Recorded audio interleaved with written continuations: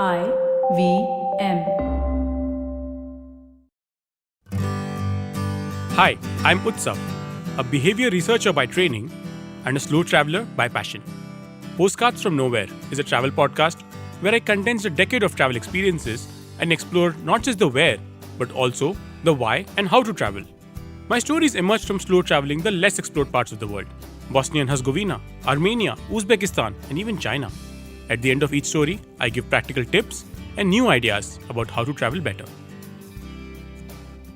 This week, we trace the remarkable story of the condiment on your dinner table and how it built one of the greatest civilizations the world has ever seen. The 1976 Bollywood blockbuster Sholay has an iconic scene when the chief antagonist, Gabbar Singh's henchmen, return after an unsuccessful raid on a village. Their attempts to loot and collect unjust taxes have been thwarted by the two protagonists, and Gabbar Singh is angry.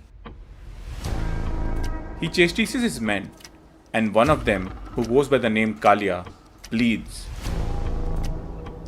"Sardar, maine aapka namak khaya hai." To which an angry Gabbar replies, "To ab goli kha."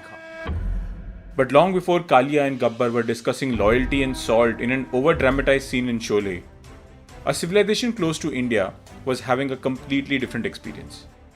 China is the oldest literate society still in existence, and its 4,000 years of written history begin as a history of inventions. And while Kaalia may have eaten Gabbar's namak, the Chinese rarely sprinkled salt directly in their foods. It was usually added by means of various condiments, salt-based sauces and pastes. Fish fermented with salt was one of the most popular amongst them. It was called jiang. But in China, soybeans were added to ferment with the fish, and in time, the fish was dropped from the recipe altogether. Jiang became jiangou, or as we know it now, soy sauce. The fermenting process in Chinese food was another gift of salt. The more common word for understanding it was pickling. As vegetables began to rot, the sugars break down and produce lactic acid, which act as a preservative. When salt is added, it prevents the formation of yeast, which ensures that we end up with pickles and not fermented alcohol. But beyond sustaining the Chinese and preserving food sources, salt was playing a pivotal role in building the Chinese civilization itself. In 250 BC, there was a man named Li Bing, who was the governor of the modern Chinese province of Sichuan. He built the first dam on the Yangtze River, which is considered to be amongst the two great rivers in Chinese history. The dam still functions in its modernized form. Li Bing had 3 stone figures of men placed in the water as gauges. If their feet were visible, this signaled drought conditions, and the dam's gates were opened to let in water. If their shoulders were submerged, floodwaters had risen too high and the dam's gates were closed.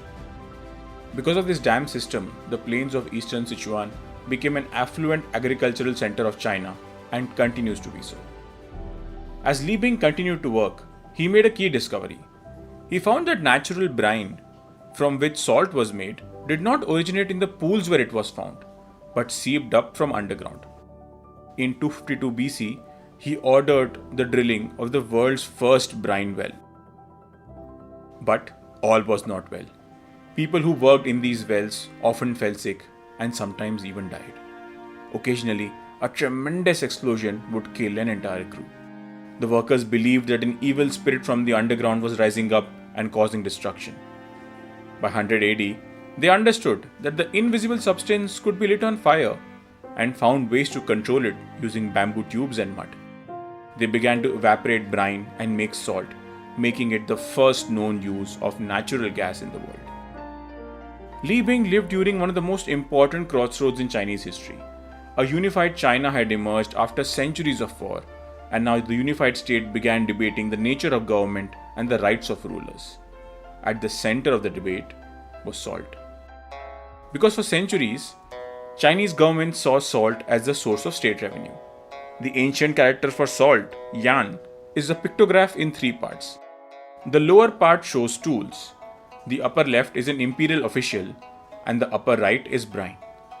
So the character itself has state control in its depiction. And the roots of this debate lies in probably the most important thinker in Chinese civilization, Confucious. He was focused on morality, how one ought to treat one's fellow human beings, and how one must treat gods and parents. Pupils of Confucius and his descendants traveled across China to explain to rulers that they stayed in power by mandate from heaven based on moral principles. He advised them that unwise and amoral behavior would force gods to take away their mandates. These philosophers were butting heads with another set of people who advised the rulers, legalists. The legalists took a pragmatic view of things and pushed for efficient systems, even if it came at the cost of morality. They suggested that the price of salt should be fixed at a higher level than the purchase price. This would enable the state to import salt and sell it at a profit. By 221 BC, this was effected into policy and became the first example of state-controlled monopoly of a vital commodity. The salt revenues were used to build not only armies but defensive structures, including the one which became emblematic of China, the Great Wall.